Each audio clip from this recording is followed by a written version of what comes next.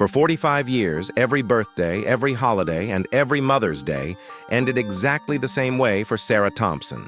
She would sit alone at her kitchen table, open an old wooden box, and stare at a single photograph. A photograph of a baby boy she had held for only 3 days. A son she never stopped loving, a son she never stopped searching for.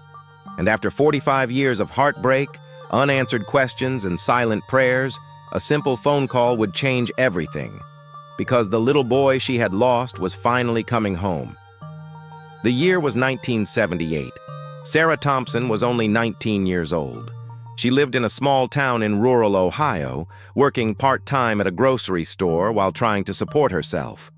Life was difficult, money was scarce, and when Sarah discovered she was pregnant, fear overwhelmed her. The baby's father, Michael Reed, was 21 and worked construction jobs whenever he could find them. At first, Michael promised he would stay. He promised they would raise the baby together. But reality hit hard. Bills piled up. Arguments became frequent. And eventually, Michael left town looking for work. Weeks turned into months. Then silence. Sarah never heard from him again. On a rainy October morning, she gave birth to a healthy baby boy. She named him Daniel. The moment she held him, everything changed. The fear disappeared. The uncertainty disappeared.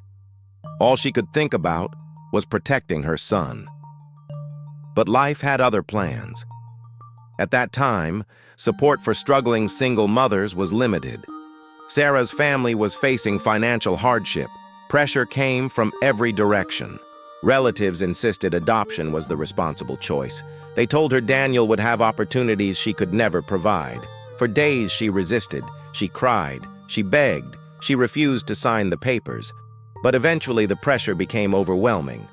3 days after Daniel was born, Sarah kissed her baby goodbye. It was the hardest moment of her life.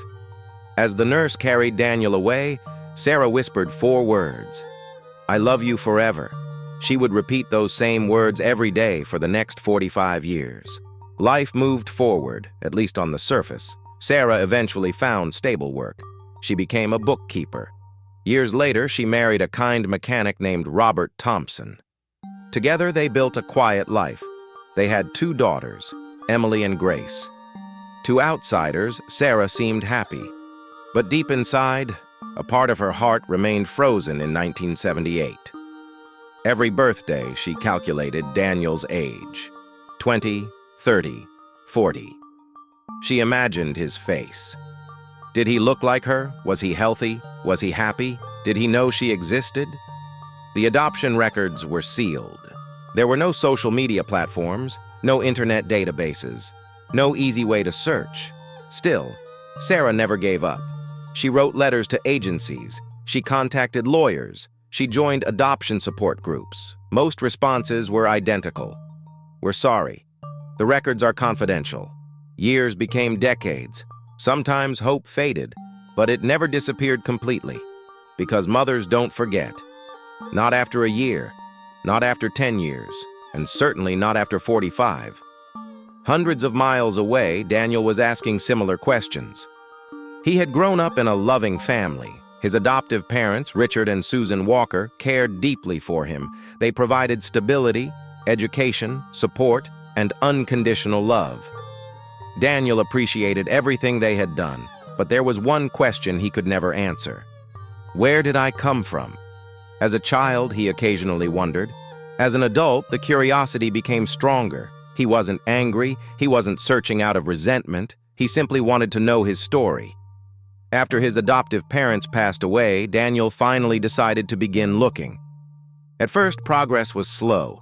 Documents revealed little information. Most records remained sealed. But technology had changed.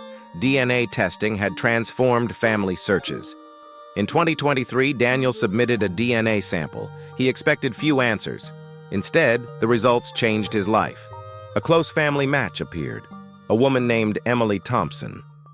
Unknown to Daniel, Emily was Sarah's daughter, his biological half-sister. For days, Daniel stared at the screen. Could this be real? Could his birth family finally be within reach? Nervously, he sent a message. One message, one chance, one step toward the truth. Emily nearly ignored the notification. She assumed it was spam, but curiosity led her to open it. The message was simple. "My name is Daniel. I believe we may be related. I'm searching for my biological family." Emily froze. Her mother had spoken about Daniel before, only a handful of times. Each conversation ended in tears. Sarah rarely discussed the adoption. The pain remained too deep. Emily immediately called her sister Grace. Then together they visited their mother. Sarah was watering flowers when they arrived. They sat her down. Emily handed over her phone. Sarah read the message once, then again, then a third time. Her hands began shaking. Tears filled her eyes. For nearly a minute, nobody spoke. Finally, Sarah whispered, "Do you think it's him?" No one knew. But for the first time in decades, hope felt real. DNA testing confirmed what everyone secretly believed. Daniel was Sarah's son, the baby she had lost 45 years earlier, the child she had never stopped loving, the child she thought she might never see again. The weeks before the reunion felt surreal. Sarah barely slept.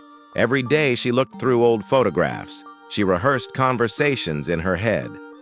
What would she say? How do you speak to a son you haven't seen in 45 years? Would he be angry? Would he blame her? Would he understand? Daniel had similar fears.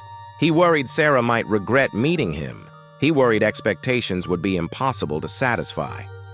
Most of all, he worried about hurting the people who had raised him. But everyone encouraged him. Friends reminded him that love isn't limited. A person can honor adoptive parents while also embracing biological family. Eventually, a date was chosen, a Saturday afternoon, at a community center halfway between their homes. The room was prepared. Family members gathered, everyone waited, and Sarah's heart felt like it might burst from her chest. The clock struck 2. A car pulled into the parking lot. The room fell silent. Sarah moved toward the window. Her hands trembled. Then she saw him, a middle-aged man stepping out of a silver SUV. For a moment, time stopped. She recognized him instantly, not because she remembered his face, but because she saw herself.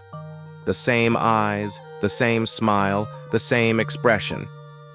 Daniel entered the building slowly, nervously, emotionally. Sarah took a step forward, then another. Tears streamed down her face.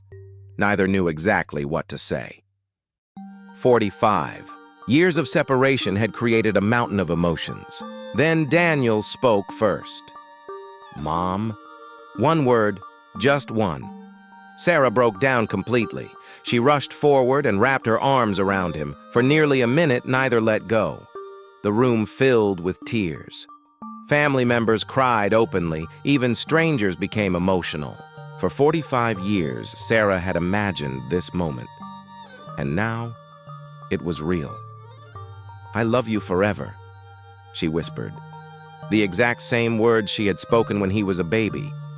Daniel hugged her tighter, and for the first time in his life, he truly understood where he came from. The reunion wasn't the end of the story. It was the beginning. Over the following months, Sarah and Daniel spent countless hours together. They shared photographs, family histories, childhood memories, life experiences. Daniel met cousins, nieces, nephews, and relatives he never knew existed.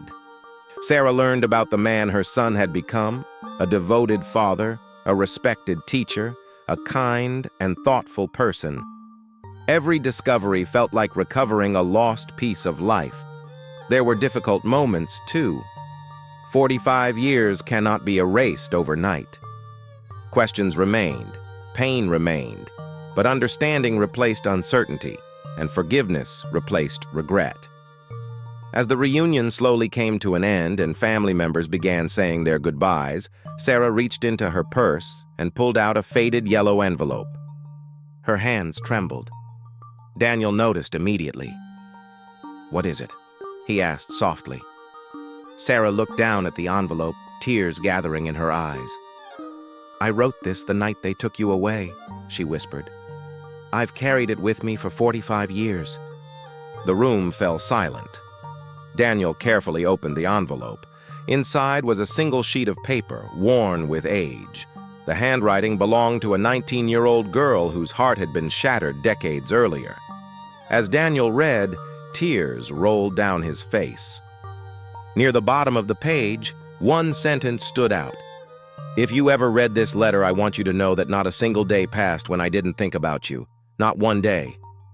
Daniel stopped reading. He couldn't continue. Emotion overwhelmed him. Then, without saying a word, he reached into his wallet and pulled out something he had carried for most of his life. A small photograph. The picture had been tucked away among old adoption papers he received years earlier. On the back of the photograph was a handwritten note. Daniel handed it to Sarah. The moment she saw the words, her knees nearly gave out. Written in faded ink were the exact words she remembered writing 45 years ago. Mom loves you. Sarah covered her mouth and began to cry. For decades, neither of them knew the other had held onto pieces of the same memory, a letter, a photograph, a few simple words. Yet somehow those fragile pieces had kept a bond alive across 45 years of separation. As the sun began setting outside, Daniel walked over and wrapped his arm around his mother. This time, nobody was going to take him away. There would be no closed doors, no unanswered questions, no painful goodbyes, only a future they had both dreamed about for nearly half a century. Sarah looked at her son, the little boy she had never stopped loving, and smiled through her tears. I told you I would love you forever. Daniel squeezed her hand. And now, he replied, I finally get to love you back. For 45 years, a mother carried hope in her heart.